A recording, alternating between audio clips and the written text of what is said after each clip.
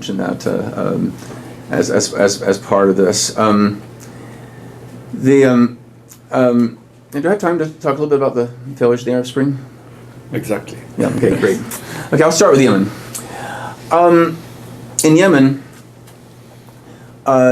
you had a broad-based, nonviolent pro-democracy movement that got literally millions of people in the streets. It was an uprising against the U.S.-backed authoritarian government of Ali Abdullah Saleh.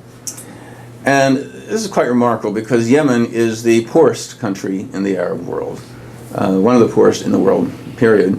Low levels of illiteracy. This is not, a Facebook revolution. I mean, this was by a lot of the standard measures. This is one of the least likely places you would see this kind of broad-based nonviolent uprising. But they were able to form an impressive degree of unity among the various tribal, regional, sectarian, ideological groups, and mass marches, sit-ins, many other forms of civil resistance, and leaders of prominent tribal coalitions, as well as the Houthis, who are now, have since taken over large parts of the country. They publicly supported the popular insurrection, and there are amazing scenes of these. And with one provincial town, these tribesmen coming in on their horses with their Pancho Villa style bandilleros and their automatic weapons, and throwing them down, saying "Snia, Snia," and joining the peaceful, and joining the nonviolent protests. They kept the nonviolent. There are a few exceptions, but in general, they kept the nonviolent discipline. Even the government and snipers were killed hundreds of unarmed protesters, but unfortunately, the U.S. government and other Western governments were more concerned about maintaining stability because of the Al Qaeda presence. Robert Gates, he was Secretary of Defense at the time, really pushed the Obama administration to keep supporting Saleh. Former U.S. ambassador to Yemen said, for right now he's our guy. We never really thought of a scenario without him.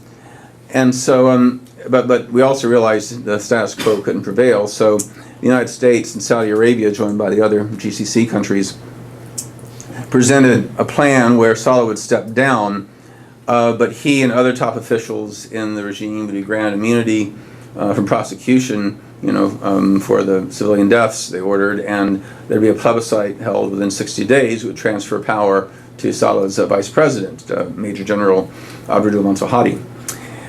And of course, the pro-democracy movement was outraged by this. They had formed an opposition national council, which they hoped would be a provisional government that would lead to multi-party elections. It consisted of 143 members, representing a broad coalition of protest leaders, tribal sheikhs, South Yemen separatists, opposition military commanders, former members of the governing party, and even from the Houthi militia, representing the Zaidi minority in the north. But the Saudis and the U.S. government, kept saying, "Oh no, we need to transfer power to the vice president," and Obama in February 2002, formally endorsed Hadi, and he set up this plebiscite. He became president. And Obama bragged this was a model for how peaceful transition in the Middle East can occur. But this really, the marginalization of Yemeni civil society, which has struggled for so many months, nonviolently for democracy, this is seen as a betrayal, and the government was corrupt. They were failed in their promises of opening up society more, leading to more discontent, and the Houthis then took up arms, and given the lack of legitimacy of the Hadi regime, combined with the fact that Saleh, thanks to this deal, was back in the government or back in the country, and some of his people ended up supporting the Houthis. Ironically, the Houthis ended up taking over much of the country, and which then led to the Saudi intervention, and we really have the tragedy that we see going on there. So I use Yemen as an example because, it's not a matter of nonviolence didn't work, and it wasn't even the Yemenis' fault. It was foreign intrigues, unfortunately, including our government, that prevented the victory of the pro-democracy forces. Now, it would be too simplistic to say the U.S. it's all America's fault or anything like that. No, Yemen's a much more complicated place than that. But I also want to challenge this idea that Arabs aren't capable of democracy, or the kind of excuses we've been seeing. Interestingly, just a little footnote that despite all the violence and bloodshed, Taiz, which is Yemen's third largest city, has maintained an independent, free, democratic governance, because when the Houthis are marching south from Sana'a towards Aden, Taiz is right there on the way, and tens of thousands of people came out, surrounded the city, nonviolent, and says, "No, you shall not pass. We're not going to let you guys take over." And the Houthis decided they could not shoot into. They couldn't get away with it, just massacring people, and they just bypassed Taiz and continued south. And similarly, at the university in Sana'a and other places where the Houthis took over, student strikes and others forced them to withdraw. So, and there's even a case where, as you know, with the Saudis coming in and everything, Al Qaeda's had a resurgence. They've actually seized a number of towns. I'm not making this up, but I actually have the video footage that a few weeks ago, Friday after prayers, 1,000 people came out and they went to the Al Qaeda headquarters and basically said, we're not accepting your rule anymore. So who'd have thought against nonviolence against Al Qaeda? I mean, even I'm skeptical of that idea. But so even the tragedy there,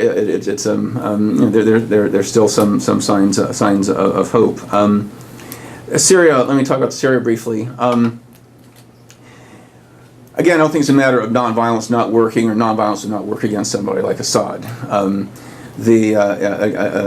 I think the problem is that Assad is particularly. The Shah killed more civilians than in the initial period than during the early phase of the 78. 79 revolution, then Assad did. More people died in South Africa in that struggle. So it's not just a matter of how many civilians die. I think there are a couple of main problems with Assad. First of all, it was more than just Assad.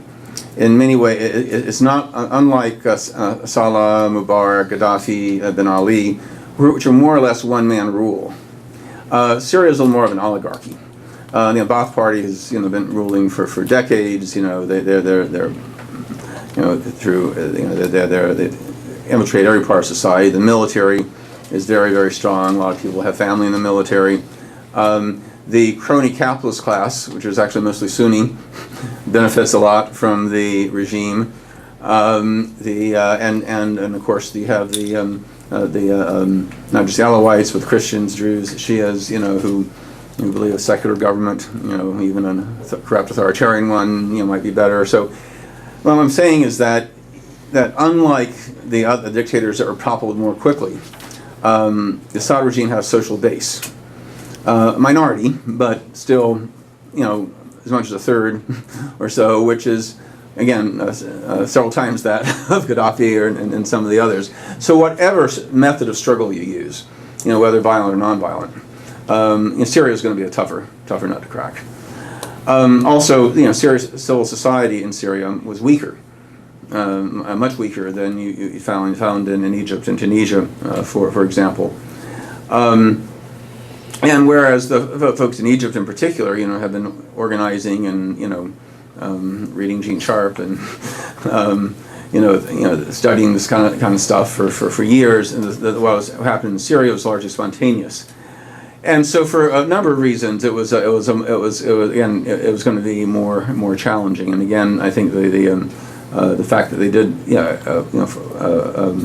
focus more on street demonstrations, which were particularly problematic, and frankly, I think if they'd again kind of tactically retreated and prepared for maybe for the long term. In fact, the general strikes they had were remarkably effective. Like 80% of Aleppo homes, Hama, shut down. I mean, I think there was potential there, but again, with the armed struggle, becoming predominant, it became much, much harder. Because originally the armed struggle was justified saying, oh, the Free Syrian Army will protect the nonviolent demonstrators from the regime.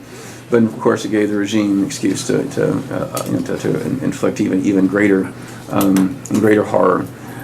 What happened in Egypt? That's the saddest, I think, because I think in many ways it had the most potential.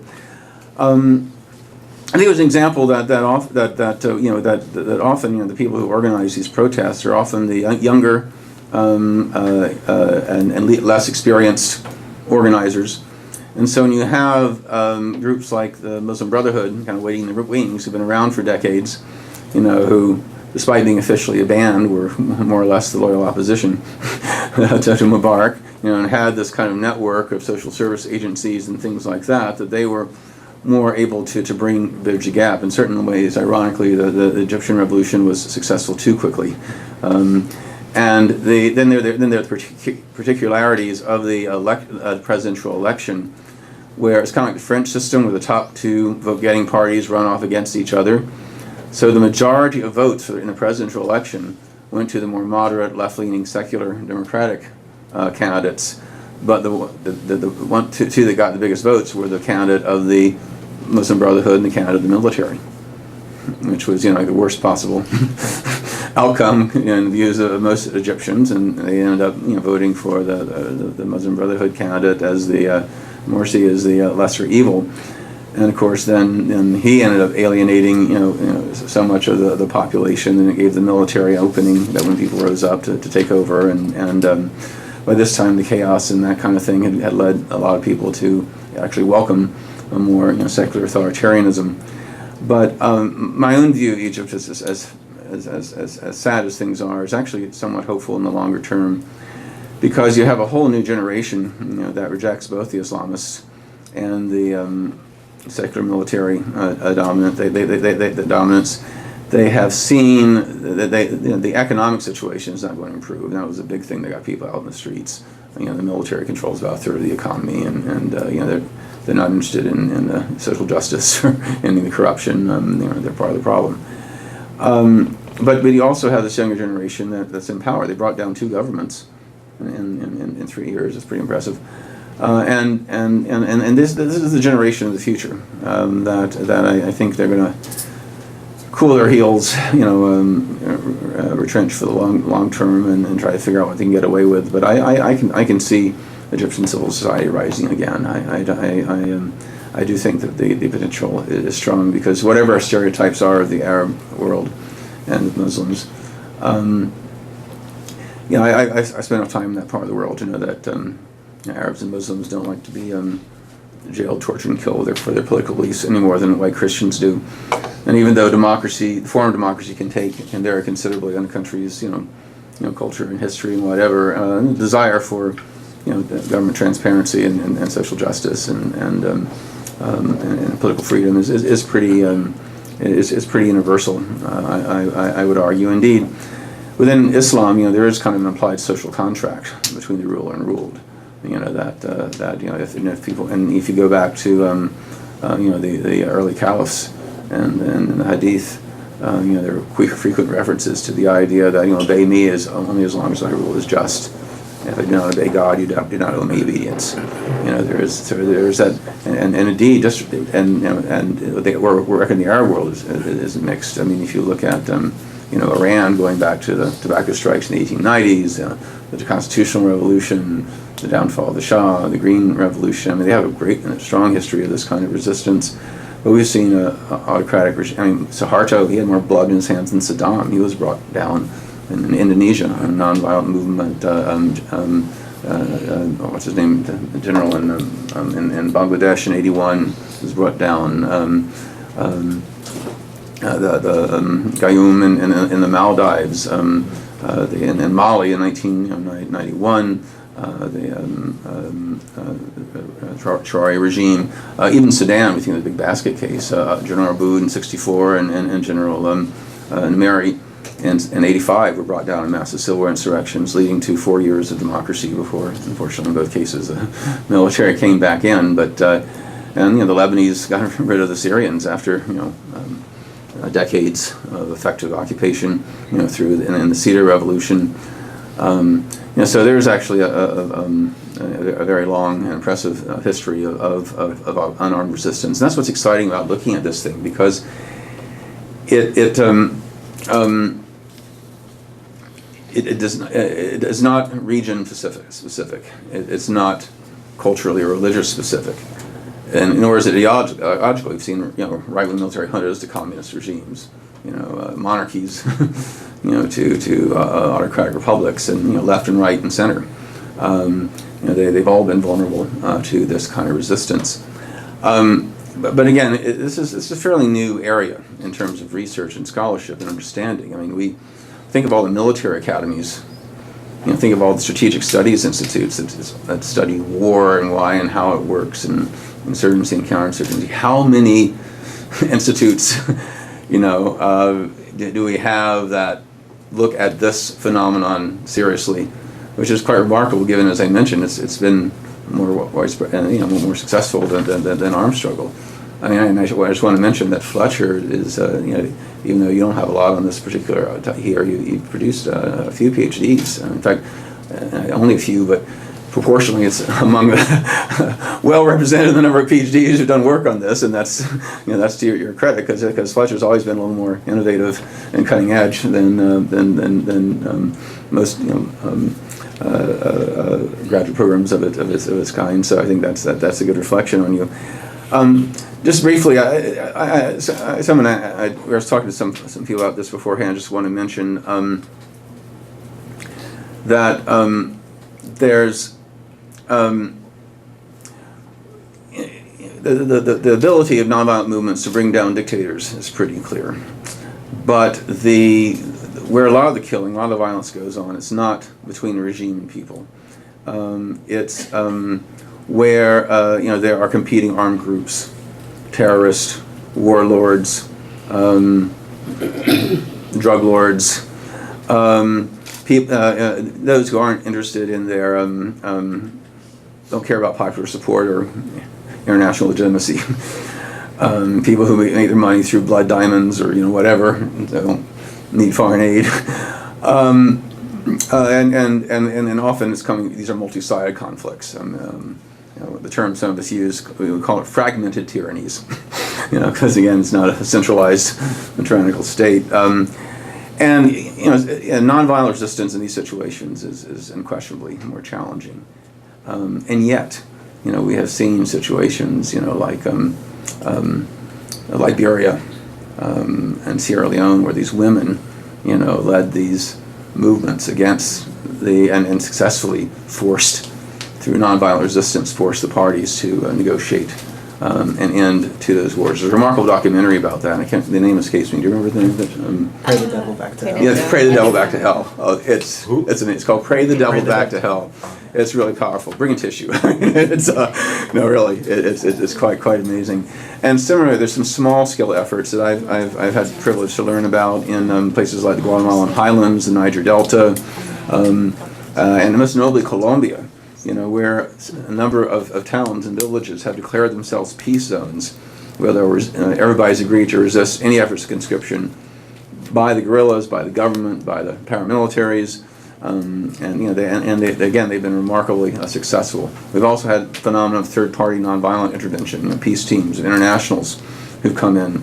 They played a major role in Guatemala, for example, in the 90s and elsewhere. So. There's a lot here to study, and so I hope my talk today at least rose some interest among some of you, it's because I really do think that democracy is spreading. What was former Vice President Dan Cloke's famous words? The spread of democracy is inevitable, but that might change. But he, it's not Dan, what's his name? Quayle, Dan Quayle, sorry, Dan Quayle. But basically, it's democracy is going to come not through foreign interventions, sanctimonious statements from Washington or other foreign capitals, not voluntary reform, from autocrats or armed struggles, from selected vanguards. It ultimately does come from the people, from non-cooperation with a legitimate party, illegitimate authority, and the strategic application of nonviolent action by oppressed peoples themselves. Thank you. Thank you. Thanks for the comprehensive overview and highlighting some of the real challenges to transitioning from nonviolent action to institutionalized politics, and the challenges of facing both extremely brutal regimes and non-state actors in ISIS and the Houthis and Al-Qaeda. But I wanted to throw it open for questions so that we have some time before folks have to leave. So just raise your hand and I'll take a stack. Jen? Hi, thank you so much. This is great. So I was in West Bank over the summer doing research on nonviolent resistance, and I was wondering if you could address something that I encountered frequently. There's the idea that the strategic application of nonviolence requires this kind of Western born and bred idea. I mean, Gene Sharp. And so it's seen commonly, whether this is reflective of reality or not, as something that's imperialistic or even orientalist. And you mentioned yourself, to be seen as a reasonable party in a negotiation, you kind of have to prove to the other party that you're moderate, that you're not violent. And I was wondering, I mean, that idea can kind of breed some resentment. Well, there's a difference between being moderate and not violent. You can be militant as hell and still maintain nonviolent discipline. You can be radical in your ends. But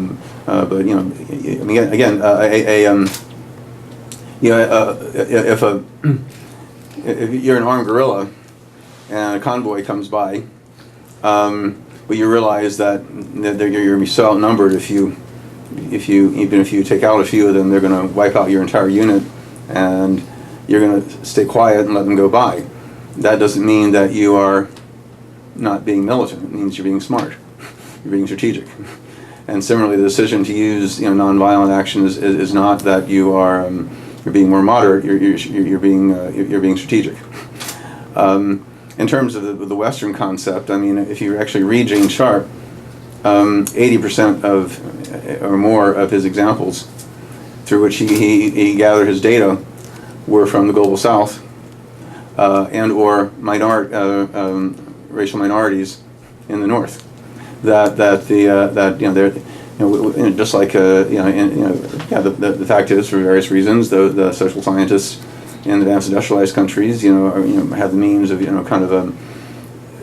better means of gathering the data and analyzing it, but the case studies we follow are almost all non-Western, and so that's why I think so. I mean, I think we need to be sensitive to that perception and how we approach it. And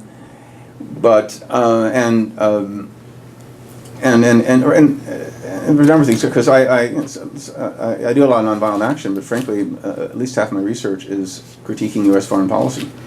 Frankly, if you're really interested in promoting democracy and justice in the world, I'd say the place that needs nonviolent resistance the most is here in the United States. Stop us from supporting these authoritarian regimes and occupying armies. I mean, that's and I tell people out front, if I go to Palestine, which I have on occasions, or other places that are struggling against governments that are backed by the United States, I'm very upfront about that.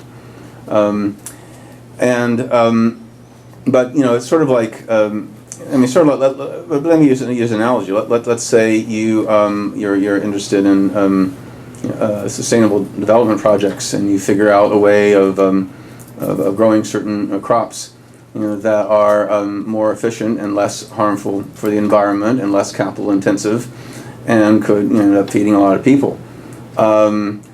You don't say, oh, I won't go and teach this to farmers, because that would be imperialistic. You would want to share the information. You try to be culturally sensitive as to how you did it, because they're the ones who are actually going to have to plant the seeds and sow the crops, and they're going to have to suffer, they're going to have to deal with the consequences if there's a failure. But again, it doesn't mean you don't you're not willing to share the information.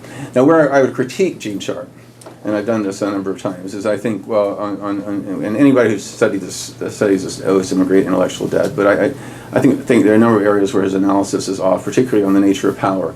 I think he takes a much too naively pluralistic view of the nature of power, which if I was a Palestinian or or someone in a comfortable situation, I would raise that issue too. It's almost blaming the victim. I mean, indeed, he was heavily influenced by Talcott Parsons, and he almost writes like that as well. But but I think he has this.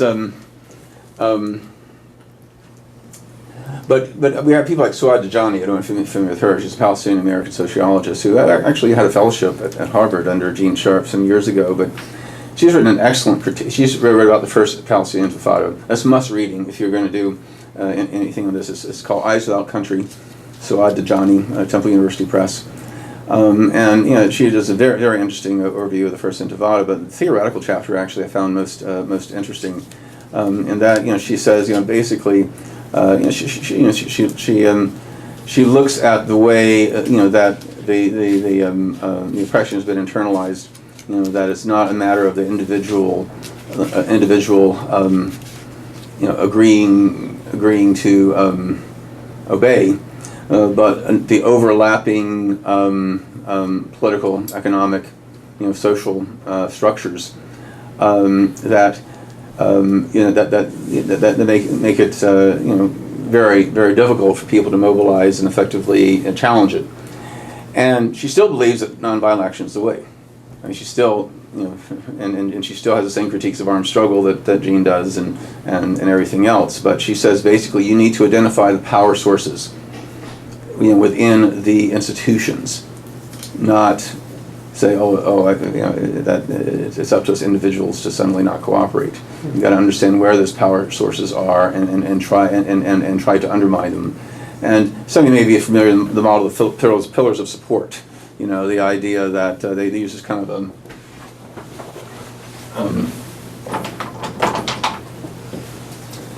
kind of like this. Oh, that one.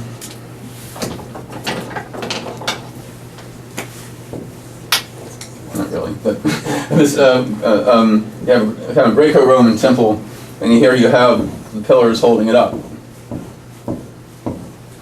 And the key, if you're going to, this is the government, this is the people. And what are these pillars? And depending, it might be a military, it might be the ruling party, it might be the U.S. or some foreign backer. Other regime. In some countries, it might be the religious elite or business elite, say, and basically it's not like you can realistically knock them all down. But if you can knock down two or even one of them, or if you don't knock down any of it, you just kind of weaken them, so they're a lot thinner. They will not be able to hold up the weight of a state, and it'll collapse. So for one thing, let's for example take there are a couple of some of these force field analysis is one way of doing it. I like these things to see a social barometer. That here's the population. And let's say here you have the supporters of the pro-democracy movement and opponents on this end. And so these people are already committed and active to change. These people are committed and active to maintaining the status quo.